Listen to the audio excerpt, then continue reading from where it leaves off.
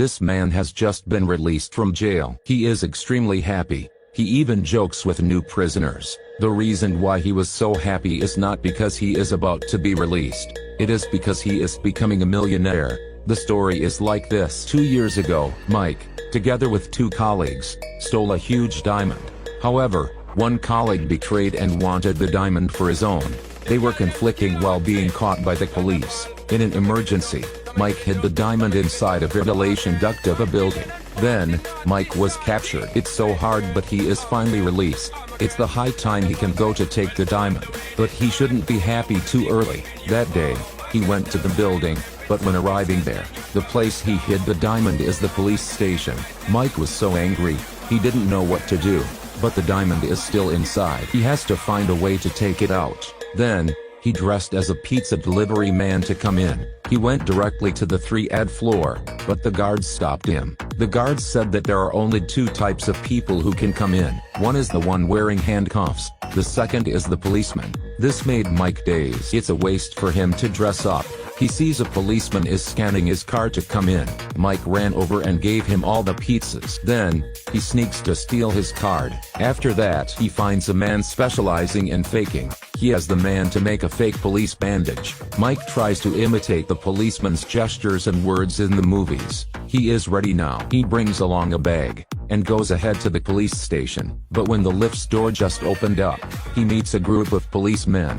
He tries to keep calm and succeed to overcome this obstacle. He goes to the 3rd floor and heads to the ventilation duct in the toilet. But trouble comes up. A criminal ran away and hid in the toilet. Mike thinks the police will come to capture him. Thus, he kicks at the door and deliberately hits the crime. He collapsed right when the police came. A boss looks Mike quite strange, thus asks who he is. Mike answers that he is a newbie and hopes that everyone will support him.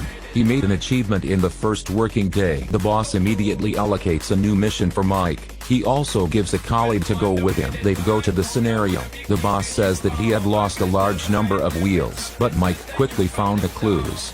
He goes to the truck outside and finds many lost wheels. He made another achievement. He happily comes by a supermarket to buy a drink. By chance, he comes across a robbery. Mike tended not to care about it, but his colleague headed to help. Mike has to go together. He uses his gun to press on the robber's head, but when the robber turns his head, he realizes he is the ex-colleague of Mike. Mike sneaks to make a chance for his old friend to run away, but the friend ran to a dead end by mistake. He almost exposed Mike's identity. To avoid being detected, Mike takes off his coat and heads to negotiate with the robber. After a while, the robber agreed on being captured and receiving $20 thousands. The boss even offers Mike to become the leader of the project team, but it's nothing for Mike. He just cares about the diamond. When he has free time, he goes into the ventilation duct. It's quite hard, but he figured out the position of the diamond. But what's left is just a tape. Mike doesn't give up. He finds all the ways to find the diamond. After many efforts, he did it. It is inside the ventilation duct of the clue room. When he is about to come in, the boss suddenly calls him. He says that a case occurred, and he is requested to go check it. He can't refuse, thus he goes to the scenario. He goes with the colleague to the scenario, but FBI's staff look down on him. He can't even touch the evidence. On the way back, Mike is pissed off. He uses his gangster experience to predict. This is definitely not an ordinary antique smuggling case. It should have a bigger transaction behind this. It can be drugs. Mike decides to solve this case and prove himself. Then, the colleague notified the support team to follow the car below. As Mike said, drugs are found in their car. Then, a huge number of drugs are delivered to the evidence room. Mike climbs on the drugs to find the diamonds. He found it. But bad luck comes. A voice makes Mike startled. The diamond fell into the drums. Now, FBI staff comes to take the drugs away. How can Mike agree? Thus, he has an idea. He offers to use these drugs to lure the leader. The FBI hears his idea and immediately agrees with them. They even allow him to be responsible for this case. Mike gets so excited.